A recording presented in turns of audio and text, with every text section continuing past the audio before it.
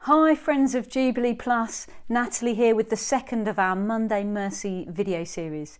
Last week we looked at Micah 6 verse 8 where God, for reasons that can be hard to understand, says to his people, I require you to love mercy. And we looked at why God might need to ask us to do that when we're a people who've received so much mercy, it should come naturally to us.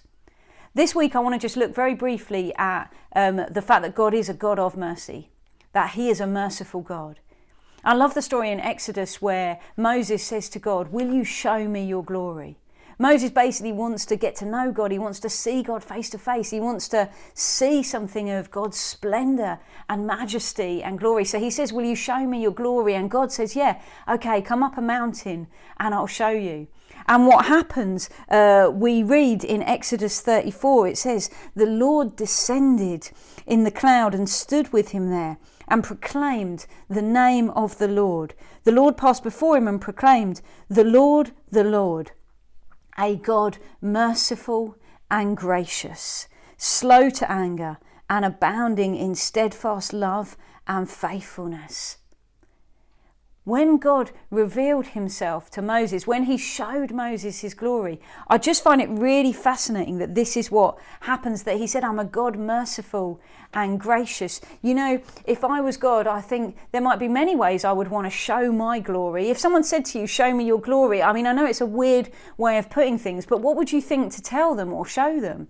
For me, I think it'd be something about achievements, something about, or if I had any great wisdom, I might want to show that off, or, you know, the best thing I've ever done, or the most unusual thing I've ever done, or, you know, I would think about any number of things to impress someone.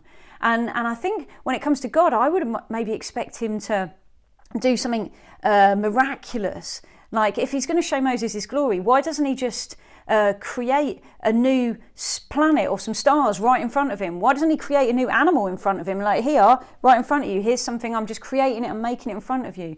Why doesn't he demonstrate his might or his power in some way? Why doesn't he just not even say to Moses, come up the mountain, but just move the mountain in front of Moses and go, there you go, there's my glory. But he doesn't do any of that.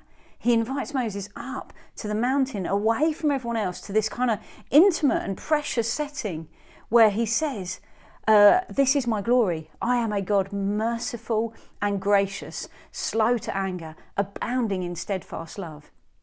So when Moses is getting as close to God as it is possible for anyone to get before Jesus came, when Moses is having this really personal and profound experience of God, when Moses is getting to know God in this most kind of close way, the primary way God chooses to identify himself is as a God merciful. A God merciful and gracious, slow to anger and abounding in steadfast love. I find it fascinating that that's how God reveals himself, that that's the primary way he identifies his glory, that it's the primary way he describes himself to Moses is as a God merciful. Now, if you're a follower of Jesus, we are people who have been shown incredible mercy by God. We're people who have had mercy just abundantly poured out upon us. This is one of the ways we have personally experienced the glory, the splendor, the majesty of God is in the mercy that he has poured out to us. It's absolutely astonishing that this would be, astonishing to me anyway, that this would be the primary way that God reveals himself and identifies and describes himself to Moses in this most intimate and precious moment. But isn't it incredible that that is what happens, that God is a God merciful? And we see that all through the scriptures. But I think this passage in Exodus really particularly speaks to me of how important it is that we grapple with the mercy of God, that we make sure that we understand the mercy of God, that we seek to have deeper and deeper revelation of the mercy of God.